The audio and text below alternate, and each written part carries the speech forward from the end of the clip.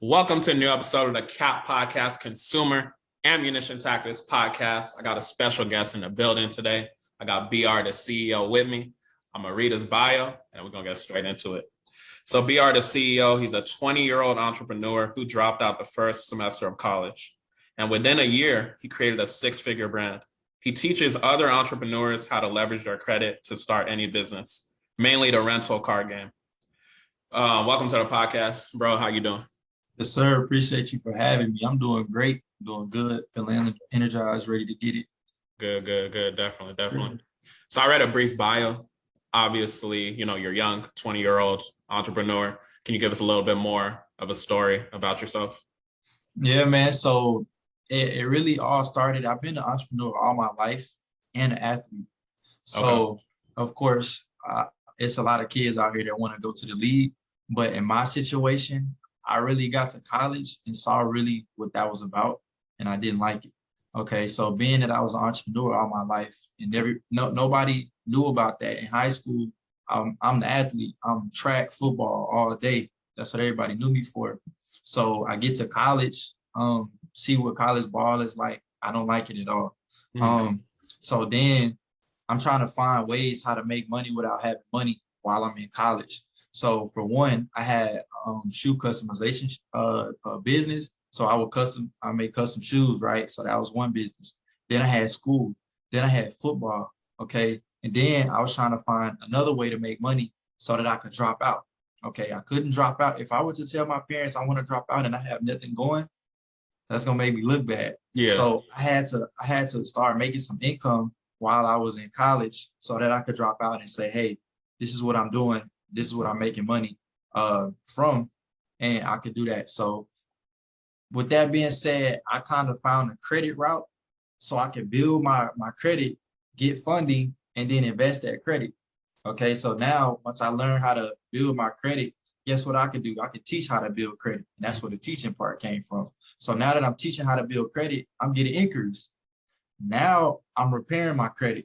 Okay, so guess what I can do for you? Repair your credit. So now I just build teaching. I build my credit. I'm building business credit at this time. And I'm I don't think I said teaching already. If I did, okay, I'm teaching, and now I'm repairing credit at the same time.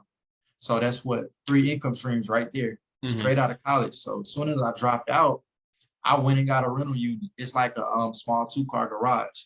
Okay, and I put a paint body tenant in there. Now, let's say a year down the line, that paint body tenant, guess what he does? Help me with Rex in my rental car business. So it's just credit, like turning over my credit, just maxing out credit cards, paying them back off my ROI, and then just keep on running it, keep flipping it. Definitely. So that's how I got rolling. Okay, most definitely. So I know a lot of people that's listening to the podcast, they might be hearing your accomplishments. If they didn't hear your age, they'd probably think you were older. So I want the interview to be structured where we're going to talk about credit, and then we're going to talk about the car rental stuff. But before we even get into that, I want to just talk about mindset, because you don't have a typical mindset of a 20-year-old. So did you have any mentors in your life? Like, where does your mindset even come from? Like, why did you just want so much more in life? It's really my dad always, like, in the car just be preaching to me like all day. Back then I didn't listen to it. Like, I listened to it. He'll be like, read and stuff. Like, what kid wants to read? Yeah. And this when I was young, bro. So it was really implanted. Still young, but yeah.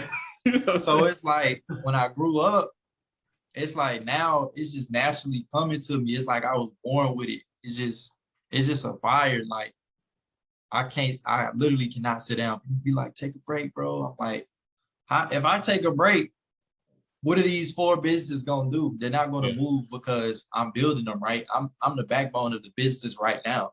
So that it's just a willing to win, and like just having things, being able to buy things that I was never able to buy, or seeing other people have things that I was never able to have, like when I was younger, or my parents wasn't able to get me, or even seeing my parents not have what they want at the age that they are. So that's what keep me going, like really pushing me. And also doubters. So a lot of people that's watching, they have a lot of doubters, but you can use that as fuel. Yeah. Like that's what I do. Somebody tell me, oh, you can't do this. Oh, you can't get a Lambo at 21, 23 without a degree. Why I can't? So Mm-hmm. that's when I turn it up a little bit. Mm-hmm. Like just take the adversity, take all of that stuff and turn it into fuel. Mm-hmm. And that's how you keep going. Definitely. Okay. Dope. Dope. You say your dad was in your ear. Do you remember any particular books that you read that kind of helped shift your mindset? I didn't read, bro. Oh, you didn't read? I did no. I hated reading. Okay. I tried it. I tried a little bit, but I just could never do it. I could never do it. I have recently started reading. Like now that I'm 20, I have kind of started reading, and Yeah. that's Think and Grow Rich. That's about the only book that I read, and I still haven't finished it, bro. It's like something with me and reading that it just don't sit right. Like Gotcha. I don't know. I don't know why. If it's because I'm young, I don't know. I Yeah. really don't know. You do audiobooks or podcasts, like anything? No. I just do these 4 businesses: the teaching, credit, the rental cars, and then Airbnb, and that's it. Okay. Oh, you in Airbnb as well? A little bit. That's Okay. like it's more of a side hustle. Okay. Yeah, so But it's still something. Okay. It's not. Yeah, it's some type of income. Okay. That's what's up. Sure. Okay. So I want to talk about the foundation, which we both know is credit. You know, you can use a credit game, get you a business credit card, 0% interest. Your Airbnb, furnish it for free. Get you Bank of America business auto loans. You got your Turo stuff for free. So let's talk about the foundation, which is credit. So you said you started fixing your own credit and then you started fixing other people's credit. Like, how did you actually get introduced to credit? So, like I said, in college, I needed money without having money. So I discovered Graham Stephan on YouTube, and I started building my credit. So I started getting secured credit cards. Then I started getting unsecured credit cards, which was giving me inquiries. So when I try to go apply for some other things, and inquiries tells the lender how much money you're trying to get. If you're getting too much money, meaning you have too many inquiries, guess what? You're a high risk, meaning you're begging for money, and they're not going to lend you any more money because you have inquiries. So I'm like, okay, I need to get these off. So then you start getting them off, and now I can teach you how to get them off, which is the same thing I've been doing, just repairing credit. So then I find my cousin hit me up on the phone, was like, you can repair credit with just using these systems. So then I got the systems and started repairing for family members for free. A lot of people come to me and ask how did they get started. The systems I was using was DisputeBee. It was like $99 a month. And I would just take that and repair people's credit that's around me, started getting results, started posting results online. That's all you have to do to market, just post the results online. And now you got people coming to you to get their credit repaired. And then you don't have to know how to repair credit. All you do is use the systems. That's all you need. And then once you get the system down, you hire employees to run your systems, or virtual assistants at that. So it's your cost to repair credit is super, super low. All you need is one system, one VA, or you can just use the system and repair it yourself. So that's how the whole credit repair process got going. And then I fluctuated to business credit. Now that I built my personal credit super strong, now we're on the business credit. Now we're about to leverage this personal credit to this business credit. So we don't have to worry about our personal credit, DTI, all of that extra stuff, right? So now all I use is business credit. And I can build 10 LLCs and just leverage my personal credit and keep deleting these inquiries because it's not attached to open account on my personal. You see what I'm saying? So that's how I got the ball rolling with the credit. And now I'm on Instagram. People see me with 1 million cars, and all of that literally started from a Discover Insecure credit card, $200 on it. So people don't believe me when I say that, but it's the truth. I mean, you gotta start somewhere, and that's where it started. I have been doing it for a while, but I still had to start somewhere. See what I'm saying? So, Definitely. So with your report, you're young, so I'm assuming you didn't have like collections and all of that. Was it just inquiries you had to remove? Yeah, just inquiries. Yeah. Okay. And did you have a thin file? You have to get like primaries and things like that, or? Yeah, most definitely. I had nothing, like literally a blank credit report. Yeah. So there's nothing on there. I built it from scratch. So so now I know how to build credit along with repair it. Gotcha. So Yeah. Gotcha. So when we talk about systems, because I know some of the listeners, they also have credit repair businesses. You also help people fix their credit still, or was that just something you did in the past? Yeah, for sure. It's a business. Yeah, that's one of my income streams, just the whole credit repair. But all I really have to do now to this point in my credit repair business is just talk to people on the phone. Because 9 times out of 10, these customers are coming because they know me. So they only want to hear me. So that's the only thing I do in my business. I just close clients. When I say close, I mean get on the phone with them. Either they want credit repair or they don't. If they don't, I put them in the follow-up section. If they do, we lock them in. I give them to my VAs to work with them, communicate with them from here on out. Yeah. So that's how I run that part. Okay. Let's talk about the importance. I like what you said about you hopping on the calls and stuff. Because I know when I first started, I used to have my VA handling all the calls. But then I post so much content. It's like they want to hear from, the face of the business. So I realized like I was kind of losing business just because I didn't want to necessarily talk to people. Can we elaborate on the importance of doing that? Yeah, for sure. So I mean, right now, yeah, I'm going to be on the phone, but at some point, I'm not going to be accessible. I'm the business owner. Yeah. I'm just supposed to structure this stuff and put everything together and be the business owner. I'm not even supposed to be an employee of my business. You see what I'm saying? So at some point, I even tell these people on Instagram, at some point, I'm not going to be part of this business. I'm going to be the owner of this business. So you guys will not be having access to me forever. So I tell them, get it while you can. Get in contact with me while y'all can. It goes back to where I was charging $30 to give the same information I'm giving today. Now it's $1,000 to get a mentorship. Same information. But people don't listen like that. Same situation. If I'm telling y'all to get this information and get in contact with me right now, later on, I'm not going to be accessible. Exactly. So that goes for anybody. Being a business owner, you're not supposed to, you don't have to work inside of your business. That's really my view on a business. I'm not supposed to be an employee inside of my business. You're not leaving the 9 to 5 just to hop in your own business and still be working a 9 to 5. Yeah, you have more freedom, but at the end of the day, you're still working a 9 to 5, even more as an entrepreneur. I work 12 hours a day as an entrepreneur. So you're going to be working more than a 9 to 5 if you're really into it. Definitely. So, yeah, that's my take on that. Okay, definitely. So let's talk about systems, because you said I don't know how many VAs you got. You have them in a follow-up system if they're not ready right away. Can we talk about the systems you use, the process of getting the VA? Let's talk about that.